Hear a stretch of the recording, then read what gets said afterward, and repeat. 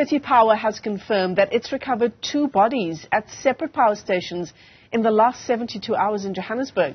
The utility says on Tuesday night, an outage in Randburg was caused by the discovery of a dead body inside a transformer. In another incident, an electrocuted person was found in Nancefield. The circumstances surrounding these 2 incidents are still under investigation, but City Power says it suspects it may be related to cable theft and to the vandalism of electricity infrastructure. For more this morning, we're joined by City Power's spokesperson, Mangena. It's great to talk to you. Thanks very much indeed for coming on. Rather gruesome discoveries being made there in Randburg and in Nancefield. And just in the past week, from last Friday to Tuesday, 15 cases of vandalism in all. Good morning, and good morning to the viewers at home. Yes, indeed, this is the worrying trend that we've been seeing at City Power. Our infrastructure is under serious attack from criminals that are basically every day vandalizing and stripping the infrastructure, and often to some degree without even taking anything, which suggests that there is some level of sabotage that is happening there, some level of just disrupting the lives of the residents of the city of Johannesburg and also disrupting the economic activity. So this is why we are linking the discovery of these dead bodies to basically the vandalism that we have been suffering that has basically put the lights off for most of our residents. Yeah, absolutely. I mean, quite gruesome discovering the bodies of these 2 people, which we've just described.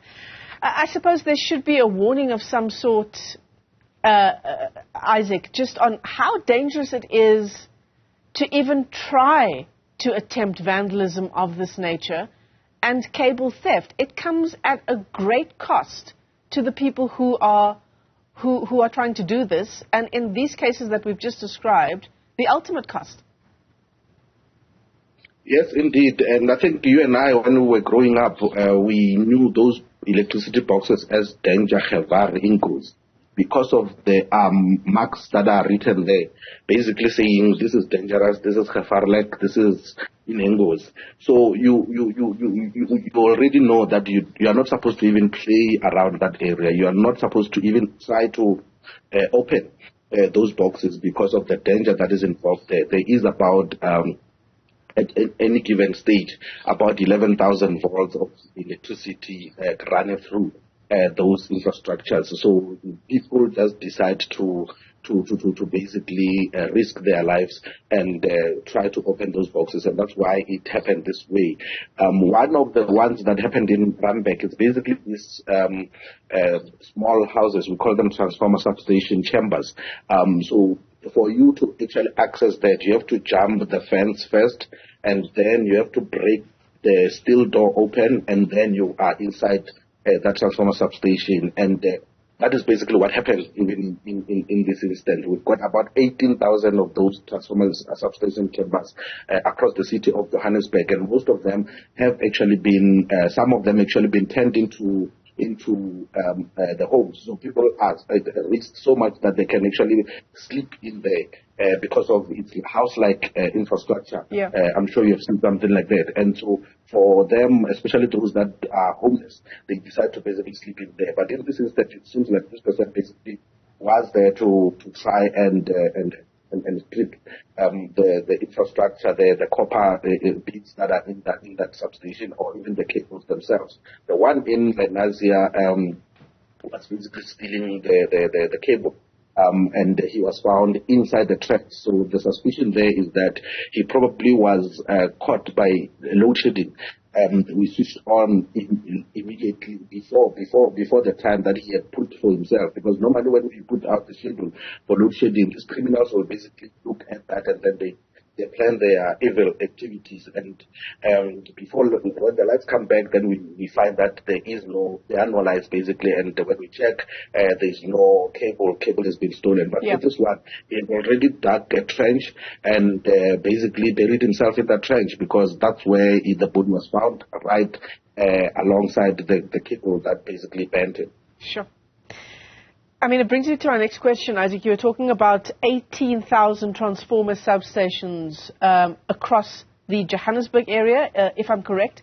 in recalling what you just said. And the question that we always ask is it not possible to have security at these substations, given the risk of vandalism and, of course, the risk to the economy? Lights often out for much longer than ordinarily they would be. But I suppose with 18,000 of them, it's not really plausible. Yes, you are correct. 18,000 of those infrastructures, it's almost impossible to put a security officer on each and every one of those, but we are basically on some of them, and I mean, when vandalism happens, sometimes they basically disable some of this. So we have some alarm systems on some of those infrastructures. We've got cameras on some of those, but not every one of them. But we also have patrols, our foot soldiers, the guys that are basically driving around just to check and to see if there is any lock that has been broken or if there is any fence that has been cut. And when we find that, we basically release some of those. But we also have this new program with the communities, where communities are actually adopting or taking over some of these infrastructures, because immediately after they are vandalized and electricity is not there, it is the communities that are basically feeling the brunt. So what communities are doing currently, which we appreciate and comment, is that they are basically fencing some of these, especially those that are nearby their houses, so that they ensure that there is safety. They take that lock, they keep the locks with them, and they leave their numbers there, so that when we do the maintenance, we're able to do that. So that is the program that we are encouraging and that we have started as part of our strategy to ensure that the communities are taking care of this infrastructure. They are the eyes and ears for the police when there are cable thefts and other incidents. But we're also bringing in new security personnel, more security personnel. That will include even technology, because these days technology actually assists more than just one police on the ground. So we'll have those kind of technologies that will basically alert us whenever there is any vandalism on any of our infrastructure, so that we can react ourselves and the police. Well, Isaac, you talk about how grateful City Power is for communities being so vigilant around this issue of cable theft and vandalism. Also reports about communities forking out their own money to try and protect the substations in their area. Understandably so, because if one of those substations is impacted, often it leads to days of power outages. Is this something that City Power is in support of? Let me answer that question in two ways. I think there's some level of confusion there.